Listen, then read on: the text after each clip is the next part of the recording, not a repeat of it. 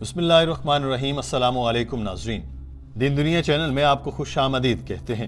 ناظرین، آج ہم ڈاکٹر ذاکر نائک صاحب کی زندگی سے متعلق ایک بائیوگرافی کا آغاز کر رہے ہیں۔ ان کی زندگی سے متعلق آپ کو وہ ساری باتیں بتائیں گے جو آپ نے پہلے کبھی نہیں سن رکھی ہوں گی۔ یہ ساری تفصیلات ایک سمندر ہیں جن کو ہم نے کوزے میں بند کرنے کی کاوش کی ہے۔ اس بائیوگرافی سے متعلق اور ہماری اس کاوش سے متعلق آپ کمنٹ سیکشن میں اپنی رائے ضرور دیجیے گا۔ ناظرین، ڈاکٹر ذاکر نائک نے ایک بھرپور اور مصروف زندگی گزاری ہے۔ دین کی اتنی خدمت کی ہے کہ ایک ویڈیو میں اس کا احاطہ کرنا ممکن نہیں۔ چنانچہ آپ کو ڈاکٹر صاحب کی زندگی سے متعلق ویڈیوز سلسلہ وار دکھاتے جائیں گے، جس کی پہلی قسط آج پیش خدمت ہے۔ امید ہے آپ ہماری اس کاوش کو ضرور پسند کریں گے۔ ناظرین، ڈاکٹر ذاکر نائک نے ایک اجتماع کے دوران اپنی زندگی سے متعلق بڑی تفصیل سے بتایا تھا۔ ہم آپ کو یہ گفتگو انگریزی سے ہندی اور اردو میں ترجمہ کر کے بتاتے ہیں۔ ناظرین، ڈاکٹر ذاکر نائک نے بتایا کہ ان کا پورا نام ذاکر عبدالکریم نائک ہے۔ وہ 18 اکتوبر 1965 کو ممبئی میں پیدا ہوئے۔ انہوں نے بتایا کہ میرے والدین بہت پڑھے لکھے تھے، وہ عمل کرنے والے مسلمان تھے، صرف نام کے نہیں، مگر اس کے باوجود انہوں نے کبھی مجھے یا میرے بہن بھائیوں کو دینی فرائض پر عمل کرنے پر مجبور نہیں کیا۔ جب پہلی بار میں نے روزہ رکھا، میں 3 سال کا تھا اور میرے والدین اس کے خلاف تھے۔ میری والدہ نماز پڑھتی تھی تو میں بھی ان کے ساتھ کھڑا ہو جاتا تھا۔ ہم 2 بھائی اور 3 بہنیں تھیں۔ پہلے میری بہن لبنہ پیدا ہوئی، پھر میرا بھائی محمد، پھر دوسری بہن نائلہ، پھر تیسری بہن سلوہ اور پھر میرا نمبر ہے۔ میں بہن بھائیوں میں سب سے چھوٹا ہوں۔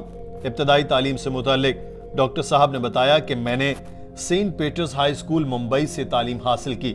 سینٹ پیٹرز عیسائی تنظیم کی جانب سے چلایا جاتا ہے، مگر اس میں 80% مسلمان پڑھتے تھے اور اسکول کے دنوں میں ہی لڑکیوں سے بات کرنے سے کتراتا تھا۔ میں نے کبھی لڑکیوں سے بات نہیں کی اور اس کی وجہ یہ نہیں کہ اسلام میں اس کی اجازت نہیں، بلکہ میری فطرت ہی ایسی ہے۔ بچپن سے ہی ہکلاتا تھا۔ جب کوئی میرا نام پوچھتا تھا تو میں ہکلاتے ہوئے بتاتا تھا ذاکر۔ جب تک میں بولتے ہوئے چھلانگ نہیں لگاتا تھا میری آواز نہیں نکلتی تھی، اور ہر کوئی یہ جانتا تھا۔ یہ سائیکولوجیکل تھا۔ Whenever I used to reply, I used to even jump. So when someone asked me, what is the name? My name is then Zakir. So until I did not jump, that keyword would not come out. And I remember many a time when I stood below the doorknob, because I was short young, and when I used to stammer, and when I used to jump, I used to get a lump on my head. So I was a stammerer, and everyone knew that. So the biggest defect that was there, that I had, and amongst my friend circle, was that I was a stammerer. Doctor Zakir Naik نے بتایا کہ میں پڑھائی میں بہت اچھا تھا، ہر سال ایوارڈ جیتا تھا اور ریاضی میں بہت اچھا تھا، لیکن ایک پبلک سپیکنگ کا بھی مضمون تھا۔ اس میں ہر مرتبہ PF گریڈ لیتا تھا، جس کا مطلب تھا پاس فیل۔ کیونکہ اساتذہ ہکلانے کے باعث مجھ پر ترس کھاتے تھے، اس لیے مجھے پاس کر دیتے تھے۔ ڈاکٹر صاحب نے بتایا کہ جب سکول پاس کر لیا تو میں جونیئر کالج میں گیا، جو کشن چندر لا رام کالج تھا۔ میں نے سائنس پڑھی۔ یہ میری خواہش تھی میں ڈاکٹر بنوں، جیسا کہ میرے والد بھی ڈاکٹر تھے۔ اس کے بعد میں نے کرناٹک میں جواہر لال نہرو کالج میں داخلہ لے لیا۔ اس میں 3 تعلیمی سال تھے، ہر ایک 1.5 سال کا تھا۔ تو میں نے پہلا تعلیمی سال مکمل کیا، دوسرے سال کی 2 ٹرم کی اور ممبئی میں ٹوپی والا نیشنل میڈیکل کالج میں ٹرانسفر کرا لیا۔ 1987 کا سال تھا جب میں ممبئی واپس آیا تھا۔ ناظرین، یہاں پر ڈاکٹر صاحب نے اپنے والد سے متعلق گفتگو شروع کی اور بتایا کہ میرے والد ڈاکٹر عبدالکریم محمد نائک سائیکیٹرسٹ تھے۔ وہ انڈین سائیکیٹرسٹ ایسوسی ایشن کے پہلے مسلمان صدر تھے۔ ان کے تعلق بہت ہی غریب خاندان سے تھا۔ وہ 7 بھائی اور 7 بہنیں تھیں، اور وہ اکیلے تھے جنہوں نے پوری فیملی میں گریجویشن کیا تھا۔ پھر وہ ڈاکٹر بنے اور اچھی زندگی گزاری۔ ڈاکٹر ذاکر نائک نے بتایا کہ میرے والد اسکول فیس بھی دینے کے قابل نہیں تھے، تو انہوں نے اخبار اور دودھ بیچنا شروع کیا تاکہ اسکول اور کالج کی فیس ادا کر سکیں۔ وہ کہتے تھے کہ جب تک تم ایمانداری سے محنت کرتے ہو، کسی کام میں کوئی شرم نہیں۔ میڈیکل پاس کرنے کے بعد انہوں نے کمانا شروع کیا، تو کمائی کا بڑا حصہ انہوں نے غریبوں کے لیے رکھا۔ مجھے یاد نہیں پڑتا کہ کوئی ضرورت مند میرے والد کے پاس آیا اور خالی ہاتھ واپس گیا۔ ڈاکٹر صاحب نے کہا، میرے والد نے ہمیں سکھایا کہ ضرورت مندوں کی مدد کرو۔ وہ کہتے تھے کہ میں کسی کو فلم دیکھنے کے پیسے نہیں دوں گا، مگر کوئی کتاب خریدنے کے لیے مانگے تو اس کو 100 گنا دینے کو تیار ہوں۔ وہ دنیا کے کئی ملکوں میں گھوم چکے تھے۔ میں کہیں بھی جاتا تھا تو لوگ کہتے تھے کہ ڈاکٹر عبدالکریم نائک کا بیٹا آ گیا۔ ہر ملک میں کوئی نہ کوئی میرے والد کو جانتا تھا۔ ناظرین، ڈاکٹر ذاکر نائک نے بتایا کہ میرے والد کو مذہبی، سماجی اور سیاسی شخصیات سے ملنے کا جنون تھا۔ وہ ہندوستان میں زیادہ تر مذہبی اسلامی شخصیات کو جانتے تھے اور کچھ بیرون ملک بھی۔ کیپ ٹاؤن میں ان کا ایک دوست علی ماتے رہتا تھا۔ وہ میرے والد کو شیخ احمد دیدات کی کیسٹ بھیجا کرتا تھا۔ میں نے بھی شیخ احمد دیدات کی 1-2 کیسٹ سن رکھی تھی۔ 1987 میں شیخ احمد دیدات ممبئی میں میرے والد کے دوست کے گھر رہ رہے تھے۔ وہ ایک دورے پر آئے تھے تو میرے والد نے کہا کہ تم بھی میرے ساتھ چلو، شیخ صاحب سے ملتے ہیں۔ تو مجھے کوئی ایسا شوق نہیں تھا کہ میں ان سے ملتا، مگر اپنے والد کا دل رکھنے کے لیے میں ساتھ چلا گیا۔ تو میں اور میرا بھائی والد کے ساتھ تھے۔ جب ہم والد کے دوست کے گھر داخل ہوئے تو ہم نے دیکھا کہ 6 فٹ 3 انچ کے شیخ احمد دیدات سامنے کھڑے تھے۔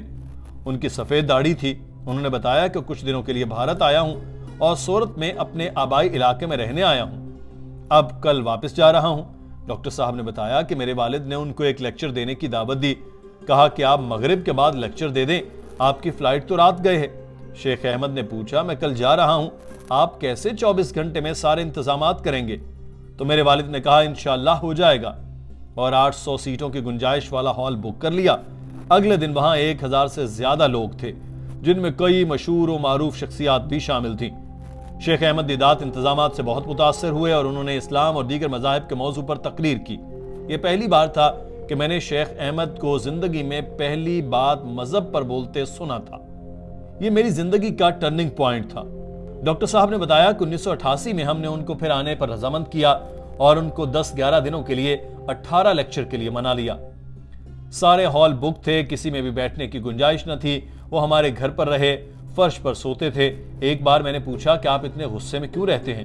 تو وہ بولے جنگجو ہوں، آپ شیطان سے 2 طریقوں سے لڑ سکتے ہیں، ایک مقدس پانی سے اور دوسرا آگ سے۔ میں نے اس آگ کا انتخاب کیا۔ He stayed in my house, in our house. He slept on the floor. And I told him, Uncle, why are you so aggressive? He told me, son, I'm not aggressive, I'm militant.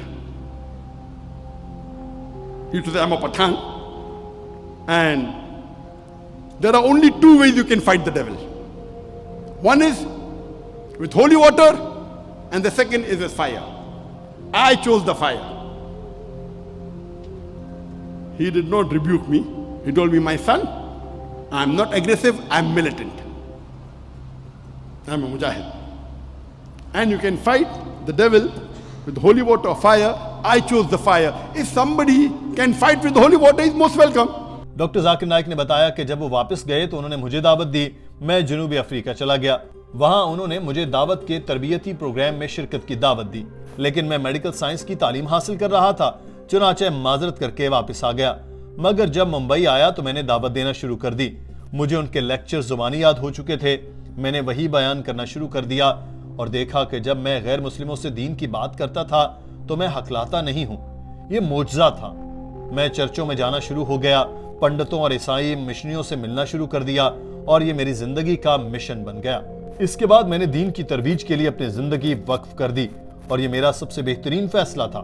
ناظرین، یہاں سے doctor Zakir Naik کی دین کے راستے میں جدوجہد کا آغاز ہوا، اور وہ ایسے مجدد اسلام بن کر ابھرے کہ آج ایک دنیا ان کو پہچانتی اور ان کی خدمات کا اعتراف کرتی ہے۔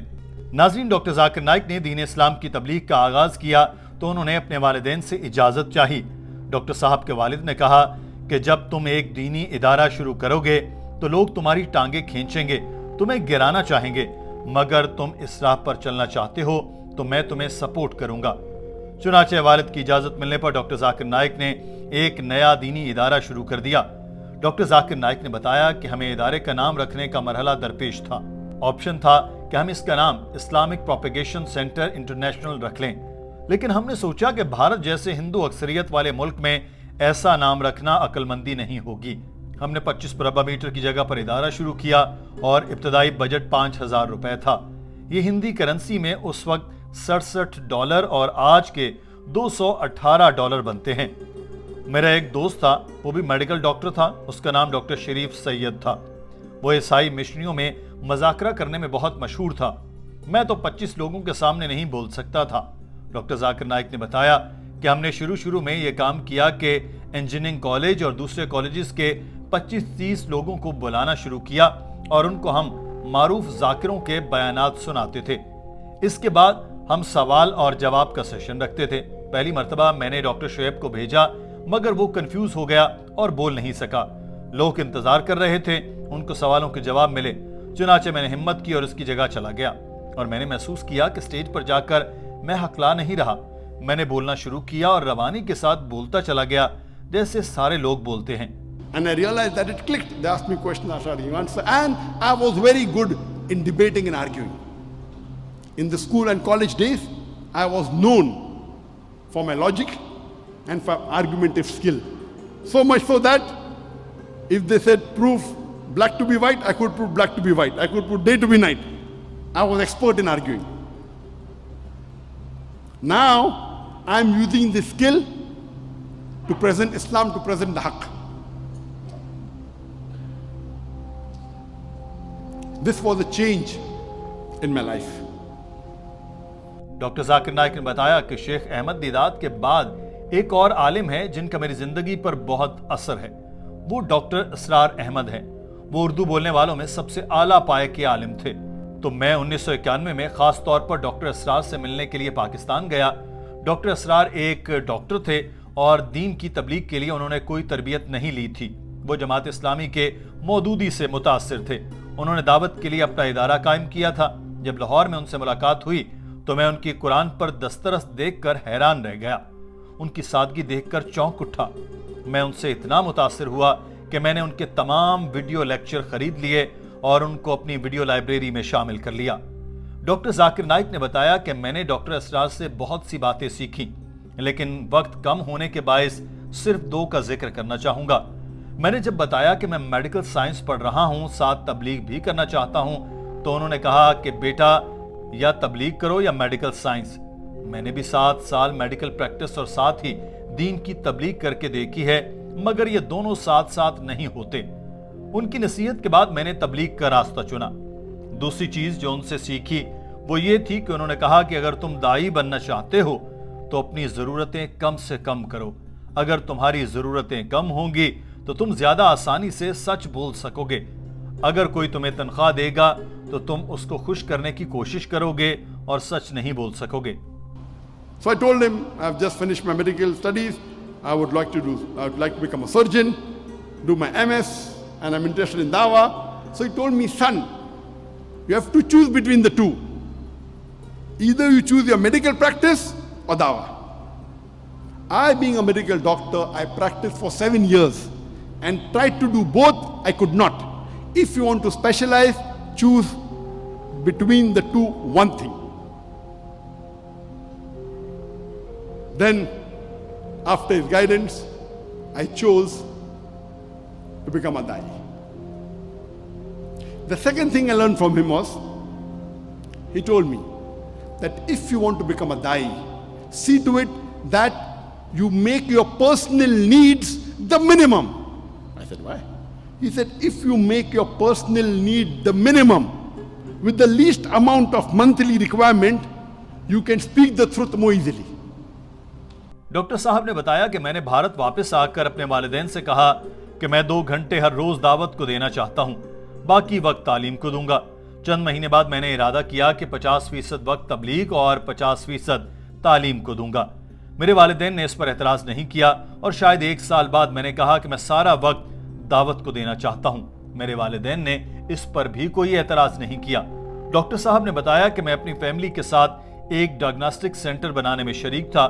میرے بھائی نے مجھ سے کہا کہ تم دعوت اسلامی کرنا چاہتے ہو تو کرو, میں تمہیں 50% شیئر دوں گا, تمہیں پیسوں کا کوئی مسئلہ نہیں ہوگا, تم اپنا کام جاری رکھو. میں نے اپنے والد سے کہا کہ آپ مجھے 5,000 روپے مہینہ دیا کریں تاکہ تبلیغ کا کام اور ادارے کا خرچ نکلتا رہے. میرے والد نے وہ 5,000 سے بڑھا کر 10,000, پھر 20,000, پھر 30 اور پھر 50,000 کر دیے, اور ادارے کے بننے کے ابتدائی سالوں میں میں فنڈنگ سے متعلق بے فکر ہو چکا تھا کیونکہ سارا خرچہ میرے گھر والے اٹھا رہے تھے. ڈاکٹر صاحب نے بتایا کہ پہلی مرتبہ میں نے لیکچر 1992 میں دیا۔ اس کا موضوع تھا کہ قرآن خدا کا کلام ہے اور یہ ایک چھوٹے سے دفتر میں دیا گیا بیان تھا جس میں 50-60 لوگوں کی گنجائش تھی۔ میں نے اس کے لیے 1 گھنٹے کی لیکچر کی تیاری کی، پوری 1 گھنٹے کی گفتگو زبانی یاد کی، مگر یہ لیکچر 3 گھنٹے تک چلتا رہا۔ میں ناتجربہ کار تھا مگر پھر بھی اللہ کے فضل سے قرآن کے خدا کا کلام ہونے کے سائنسی ثبوتوں پر 3 گھنٹے تک بات کرتا رہا۔ یہ کامیاب رہا تو ہم نے ہال بک کرنا شروع کر دیے۔ یہ سلسلہ 50-60 لوگوں سے شروع ہوا، پھر چند 100 اور پھر چند ہزار پر پہنچا اور اللہ کے کرم سے یہ بڑھتا ہی چلا گیا۔ جب میں 25 سال کا ہوا تو میں نے جیون ساتھی کی تلاش شروع کر دی۔ میں خوبصورتی یا دولت سے متاثر نہیں تھا، میں چاہتا تھا کہ جو بھی میری بیوی ہو وہ عقل مند ہو اور اس کو انگلش آتی ہو، مگر مجھے ممبئی میں کوئی ایسی خاتون نہ ملی جس کو انگریزی بولنا آتی ہو۔ تو میرے اہل خانہ نے بتایا کہ ممبئی سے 160 کلومیٹر دور پونے شہر میں ایک لڑکی ہے، تو ہم ان سے ملنے چلے گئے۔ ان کو بتایا بھی نہیں کہ کیوں آئے ہیں۔ میں اپنی بیوی سے ملا اور پہلی ملاقات میں متاثر ہو گیا، مگر ان کو یہ بات پتہ ہی نہیں تھی کہ ہم آئے کیوں ہیں۔ ڈاکٹر صاحب نے بتایا کہ میں اب اکثر اپنی بیوی سے مذاق میں کہتا ہوں کہ تمہیں پتہ ہے میں تمہیں تب سے پیار کرتا ہوں جب تم نے مجھے پیار کرنا شروع بھی نہیں کیا تھا۔ ڈاکٹر صاحب نے بتایا کہ ان کی بیوی پونے اسلامک آرگنائزیشن کی صدر تھی اور کالج میں لیکچرار تھی۔ ان کی انگریزی بھی کمال کی تھی۔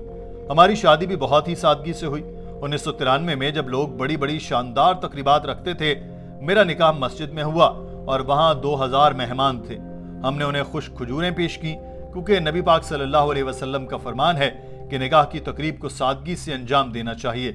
جب ہمارا ولیمہ ہوا تو اس میں 19 لوگ مدعو تھے جو میرے بہن بھائی اور ان کے گھر والے تھے۔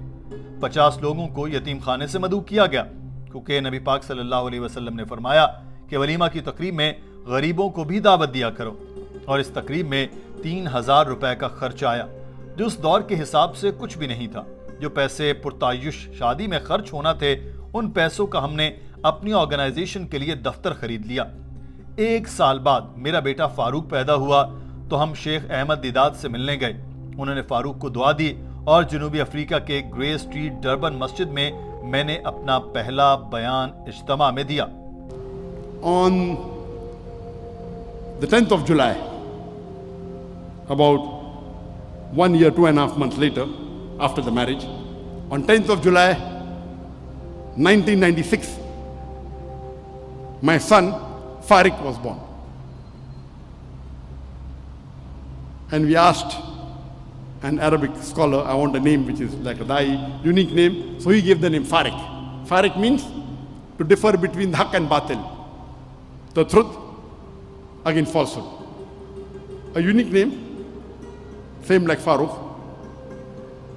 And after Farik was born, he was hardly 2.5 months and we went to meet Sheikh Ahmad Deedat. In 1994, we went to meet Sheikh Ahmad Deedat. And Farik was 2.5 months old, and we have the photograph of Sheikh Deedat carrying my son, Farik.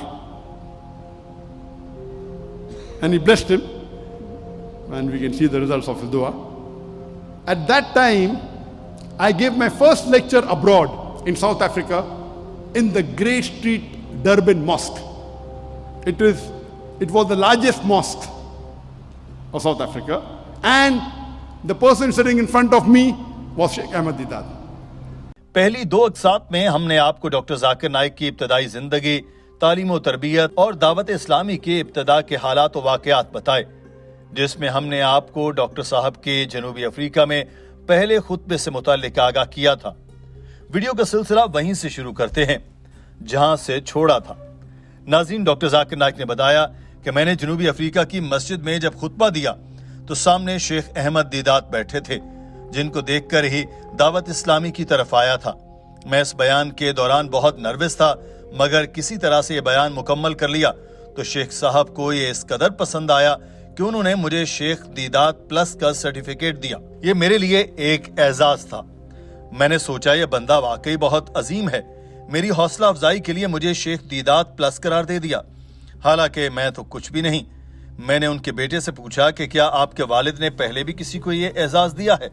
تو ان کے بیٹے نے کہا کہ نہیں، میں نے یہ پہلی بار دیکھا ہے کہ والد صاحب کسی سے اتنے متاثر ہوئے ہیں۔ ڈاکٹر ذاکر نائک نے بتایا کہ شیخ احمد دیدات نے مجھے کہا کہ جنوبی افریقہ کی مسجد میں تو 1000 لوگ موجود ہیں، مگر جب تم سعودی عرب جاؤ گے تو 5-10 لوگوں کی توقع کرنا، کیونکہ وہاں کے لوگ زیادہ تر بیانات سننے کے لیے نہیں آتے، تو دل چھوٹا مت کرنا، وہاں کا ماحول ہی ایسا ہے۔ ڈاکٹر صاحب نے بتایا کہ میں جب 1996 میں جدہ گیا تو میں زیادہ سے زیادہ 10 سے 15 لوگوں کی توقع کر رہا تھا، مگر میرے اندازوں کے برعکس وہاں 1000 کے قریب لوگ اکٹھے ہوئے اور میں حیران ہو گیا۔ مجھے پتا چلا کہ میرے بیانات کی ویڈیو کیسٹ کسی نے بنا کر سعودی عرب میں پھیلا دی تھی، جس کی وجہ سے لوگ وہاں اکٹھے ہو گئے۔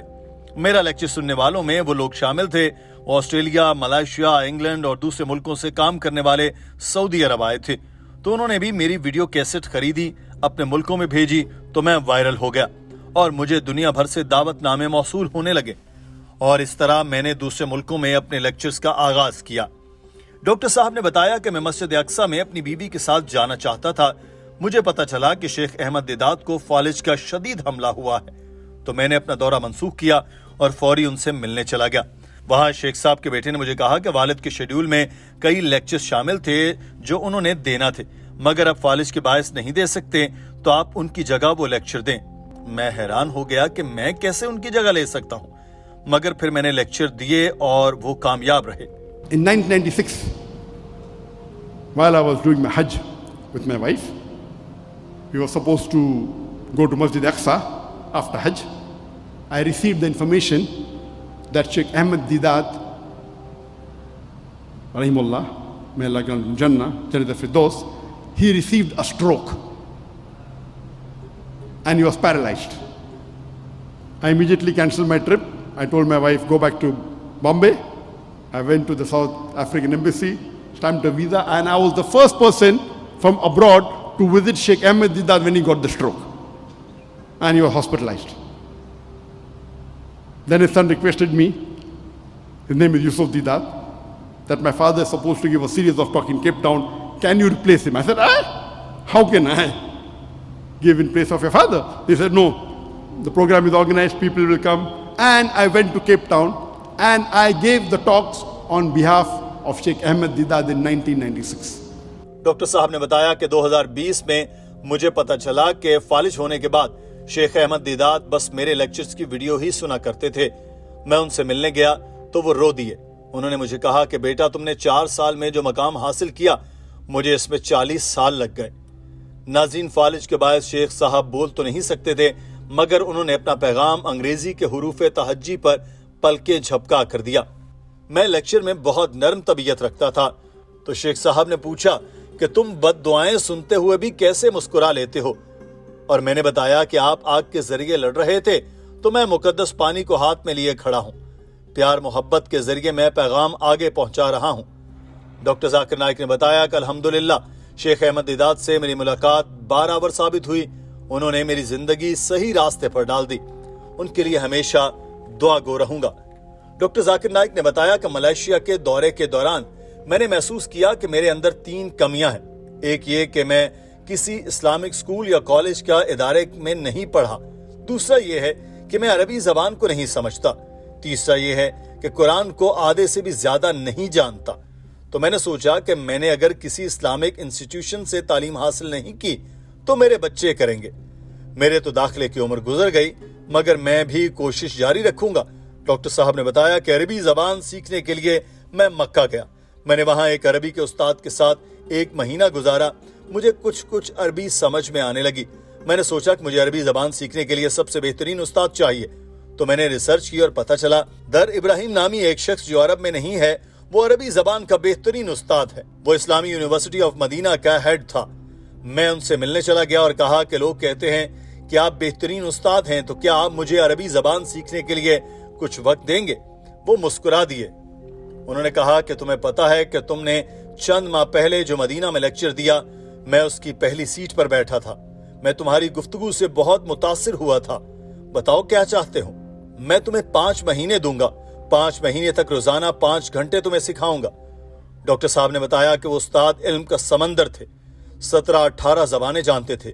میں ان سے بہت سوالات کرتا تھا، وہ نہایت متانت سے جواب دیتے تھے۔ میں نے ان سے بہت سیکھا۔ وہ کہتے تھے کہ میں مسلمان ہوں، حنفی، مالکی، شافی یا سنی نہیں، میں صرف مسلمان ہوں۔ وہ بتاتے تھے کہ اللہ نے قرآن میں مسلمان کہا ہے، کسی فرقے سے مخاطب کر کے بات نہیں کی۔ جو کچھ میں نے ان سے سیکھا وہ میری طاقت بن گیا۔ شیخ احمد دیدات کے بعد دوسری شخصیت جنہوں نے مجھے بے انتہا متاثر کیا، اس لیے اللہ پاک نے بھی فرمایا کہ اگر تمہیں علم نہ ہو تو اس سے پوچھو جس کو علم ہے۔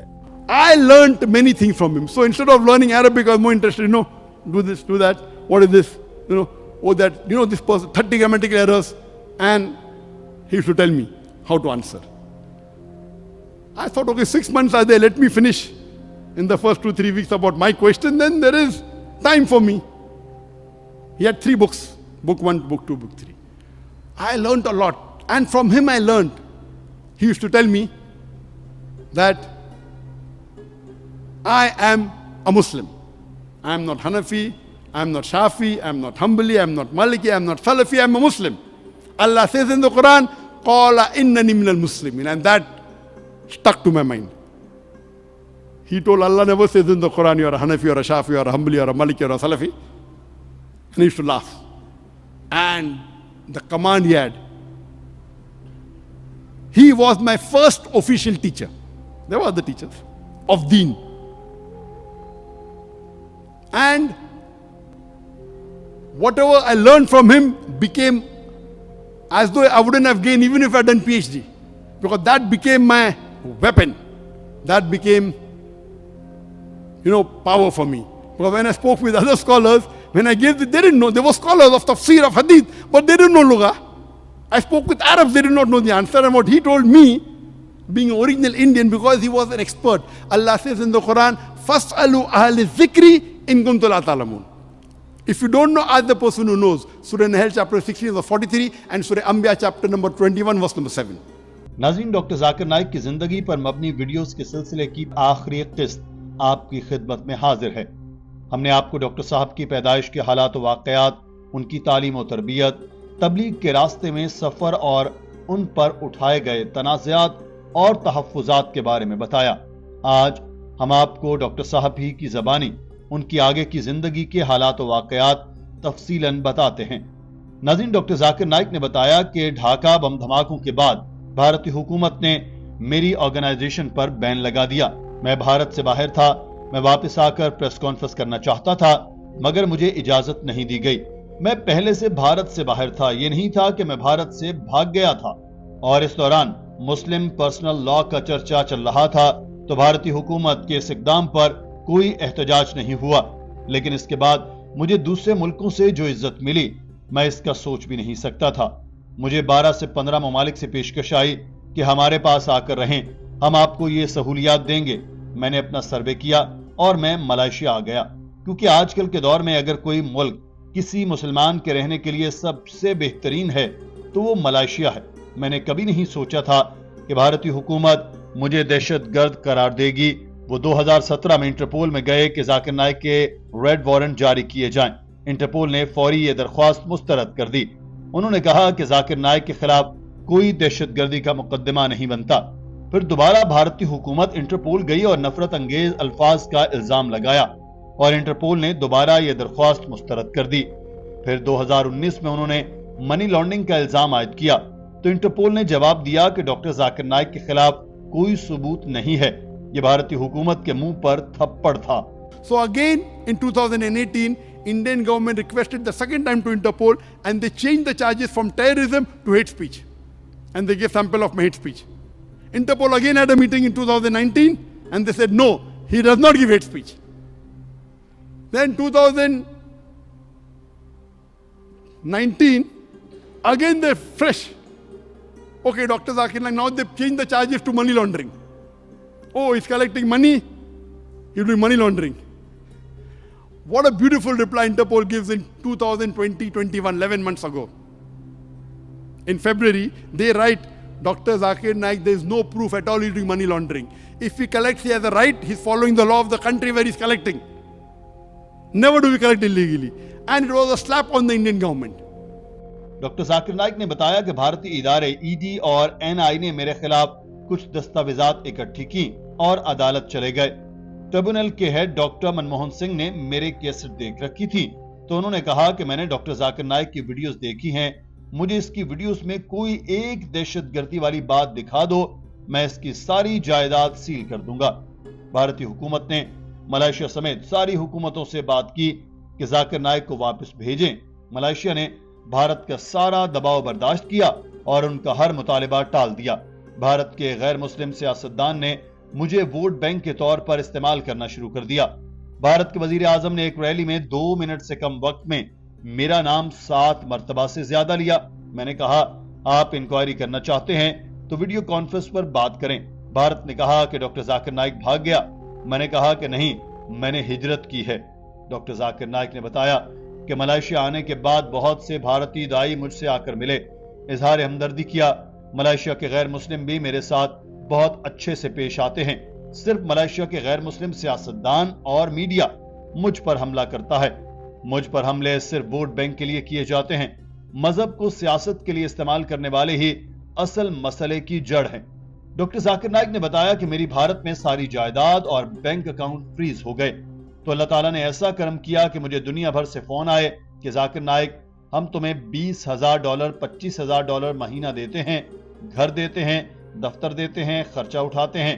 میں نے کہا کہ مجھے اس کی ضرورت نہیں, ہم نے کبھی دعوت کو پیسہ کمانے کے لیے استعمال نہیں کیا.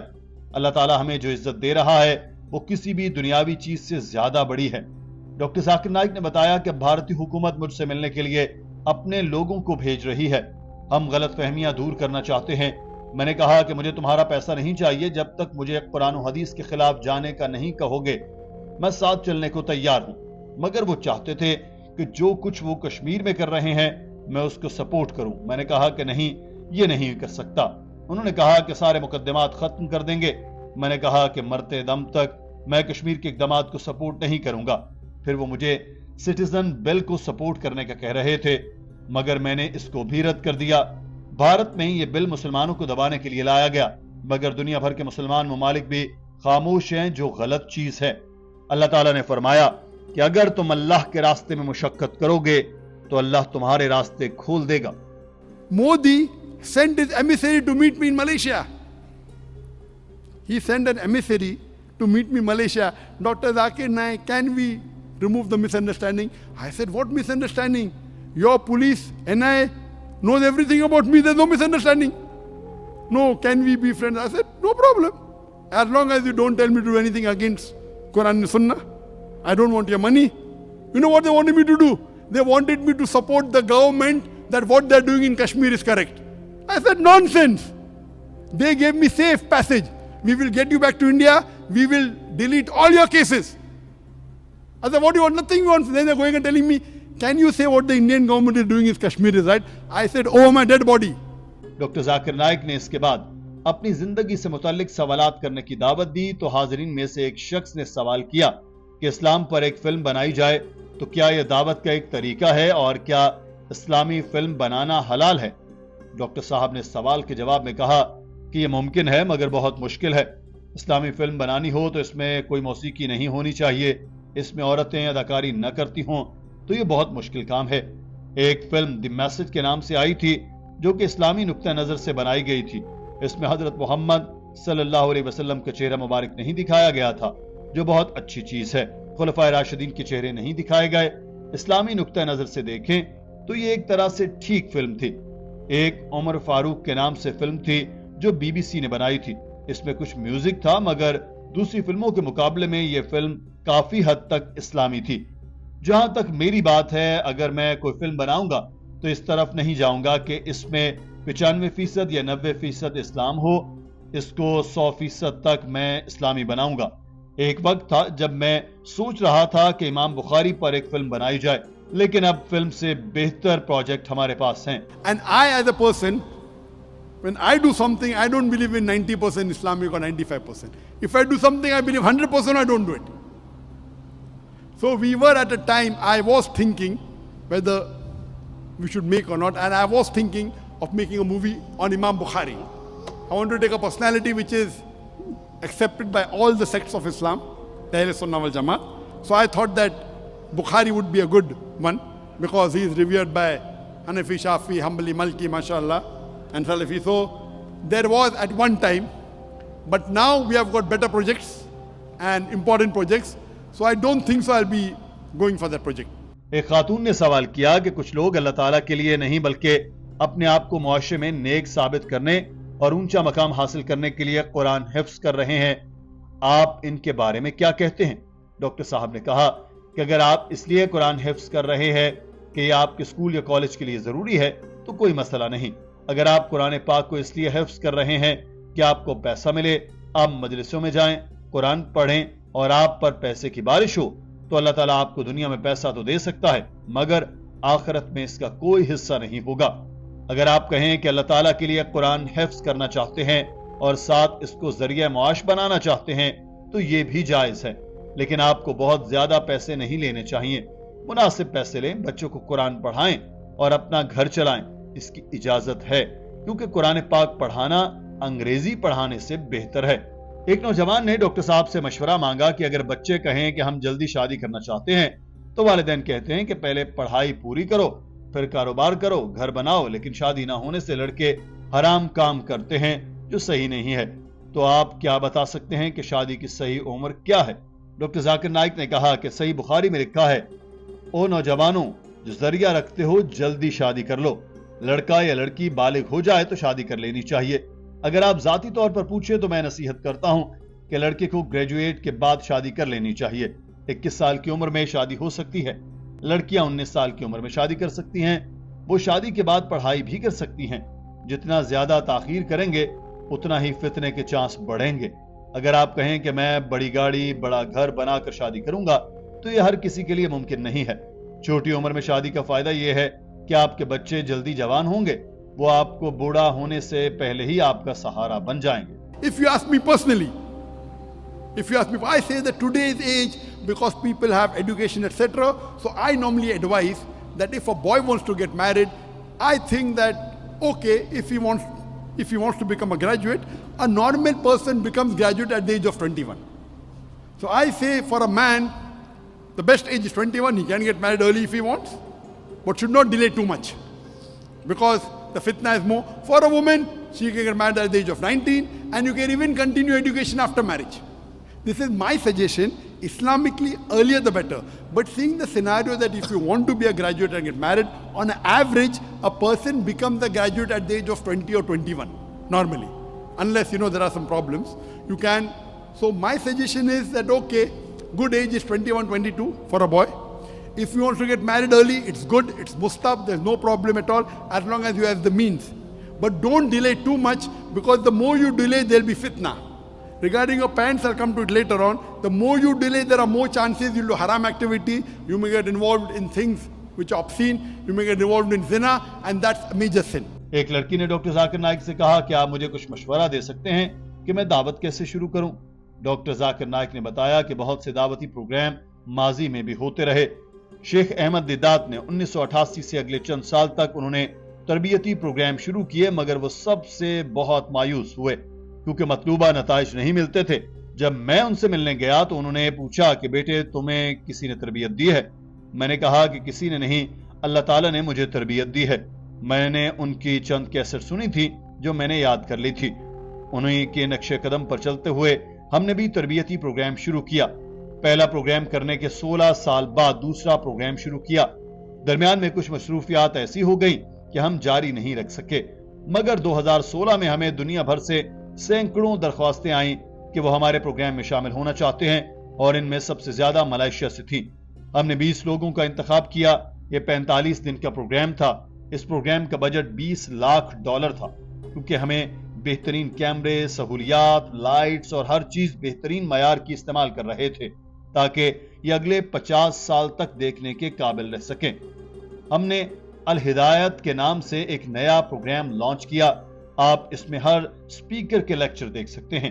اگر آپ اس کو انٹرنیٹ پر سیکھیں تو آپ کو ہر چیز مل جائے گی جو دعوت شروع کرنے کے لیے ضروری ہے. ہم زندگی میں جانے انجانے میں بہت سے انسانوں کے ساتھ زیادتی کر جاتے ہیں، اور کئی بار ایسا ہو جاتا ہے کہ ہم اس پر معافی نہیں مانگ سکتے اور وہ شخص دنیا سے رخصت ہو جاتا ہے. تو اس صورت میں ہمارا کیا ہوگا؟ یہ سوال ایک لڑکے نے کیا جس کا جواب ہر ایک شخص کے لیے سننا بہت ضروری ہے، کیونکہ ہم سب کسی نہ کسی طرح سے اس سوال کا حصہ ہیں۔ ڈاکٹر ذاکر نائک نے اس سوال کے جواب میں کہا کہ اگر آپ معافی مانگنا چاہتے ہیں تو آپ اس شخص کو ڈھونڈنے کے لیے پوری کوشش کریں جس کے ساتھ آپ نے زیادتی کی ہے۔ اگر نہ ملے یا اس کی وفات ہو چکی ہو تو آپ اللہ تعالیٰ سے معافی مانگیں۔ ناظرین، بہت سے لوگ ڈاکٹر ذاکر نائک سے سوال کر رہے تھے کہ ہمیں آپ جیسا بننا ہے تو اس کے لیے ہم کیا کریں، دعوت کیسے دیں، کس کی بات کے جواب دیں، تو کیا طریقہ کار اپنانا چاہیے۔ تو ڈاکٹر ذاکر نائک نے حاضرین سے مخاطب ہو کر کہا کہ آپ اپنے علم میں اضافہ کریں، جو بھی بات کریں اس کا ثبوت آپ کے پاس ہونا چاہیے، آپ کو سچ بولنے سے گھبرانا نہیں چاہیے۔ شیخ احمد دیدات صرف 6 جماعتیں پاس تھے مگر انہوں نے پی ایچ ڈی اسکالرز کے ساتھ مذاکرے کیے۔ اللہ تعالیٰ نے ان کی مدد کی۔ جب وہ بات کرتے تھے تو ان کی دلیل میں وزن ہوتا تھا۔ صحابہ کرام کو دیکھیں، وہ کسی یونیورسٹی سے تو نہیں گئے، وہ آپ صلی اللہ علیہ وسلم کے ساتھ بیٹھے تھے اور علم حاصل کرتے تھے۔ تو آپ کو بھی کچھ سیکھنا ہے تو اسکالرز کے ساتھ بیٹھیں۔ ڈاکٹر ذاکر نائک نے آخر میں کہا کہ میری ماں مجھے ہارٹ اسپیشلسٹ بنانا چاہتی تھی، وہ چاہتی تھی کہ میں کرس برنارڈ کی طرح دل کا سرجن بن جاؤں۔ تو جب میں نے دعوت شروع کی تو میں نے پوچھا کہ امی آپ مجھے شیخ احمد دیدات بنانا چاہتی ہیں یا کرس برنارڈ؟ تو انہوں نے کہا کہ دونوں بنانا چاہتی ہوں۔ کچھ عرصہ بعد میں دعوت کے کام میں مشغول ہوا تو اللہ تعالیٰ نے مجھے عزت دی، لوگ مجھے جاننا شروع ہوئے، وہ ہدایت پر چلے۔ تو پھر میں نے اپنی ماں سے پوچھا کہ اب آپ کیا چاہتی ہیں، میں کرس برنارڈ بنوں یا شیخ احمد دیدات؟ تو میری ماں نے کہا کہ میں 100 کرس برنارڈ قربان کر سکتی ہوں ایک شیخ احمد دیدات پر۔ مسلمان کے لیے سب سے اہم پیشہ دائی کا ہے۔ آج میں دائی ہوں تو میں وزیر اعظم، صدر، بادشاہ کچھ بھی نہیں بننا چاہتا۔ ناظرین، ڈاکٹر ذاکر نائک کی زندگی سے متعلق یہ ویڈیو آپ کو کیسی لگی ہے کمنٹ سیکشن میں ضرور آگاہ کیجیے گا۔ اپنا خیال رکھیے۔ اللہ حافظ۔